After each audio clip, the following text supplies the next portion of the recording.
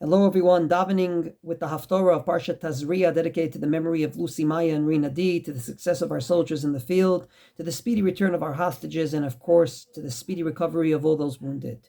So if in Parshat Tazria we read about tzara'at, that spiritual sickness of blemishes and spots, that can be either in your skin, on your clothing, or in your house, in the Haftorah we actually read about a live example of which Naaman, the leader of Aram, gets tzaraat, he tries to heal it, but at the end of the day, because it's a spiritual sickness, you don't go to a doctor, you go to the highest spiritual person in the world, namely Elisha Hanavi, and Elisha was the one that told him how to get cured from this sickness. Which leads to the question, how come we go to the Kohanim? How come indeed, for a spiritual sickness like this, we go dafka to the Kohen? The Kohen has the ability to actually say it's tomei or it's tahor, it's pure or it's impure.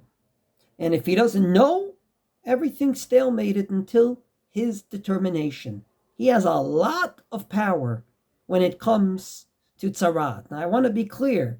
This doesn't mean that he looks at it, he doesn't know, so he looks up in a book and he comes back and says, the sickness that you have in your body for 5 days is this, that, and the other thing, which means retroactively you were impure. But rather from the moment of determination only is this person impure. How come he has so much power? How come you go to the Kohanim? I would like to suggest for the following reason. The Gemara talks about in Erchin Daf Tet Zayin the 7 different averot upon which you can get tzaraat. Everyone quotes the first Lashon Hara. Hardly anyone stays away from slander, so we just forget about it.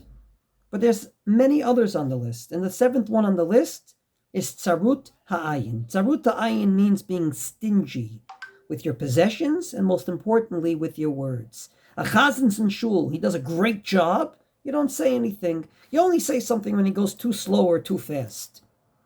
Someone actually drove very carefully in front of you, did everything right, and you actually get out in the same parking lot as him, you don't give him a compliment.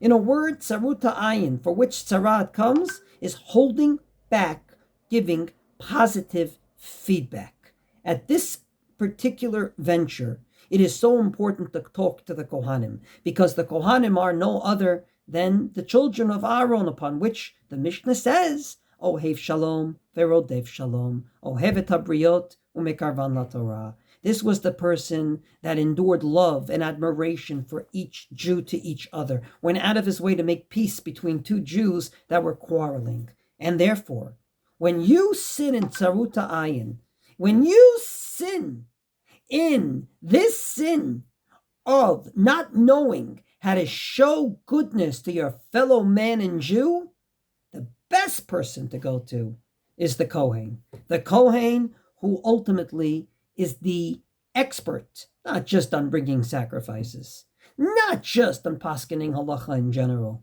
but on human relationships. If tzarat is there because you could not maintain human relationships at a level, from slander all the way to tzarut ha'ayin, your remedy goes through a Kohen who's supposed to be the epitome of knowing how to speak, knowing how to talk, and knowing how to make peace. We don't have tzaraat today, but the challenge is there. Will we live up to never having to actually bang on our chests on Yom Kippur and say, V'al chet shechatanu lefanecha betzarut ha'ayin, and talk about ourselves? Will we be able to live up to the challenge? Hopefully, if we internalize this Haftorah, if we're makpid very carefully to say yashar koach when people deserve it, then hopefully it will just be a line in the siddur said for all the Jewish people and not for me personally. A Shabbat Shalom.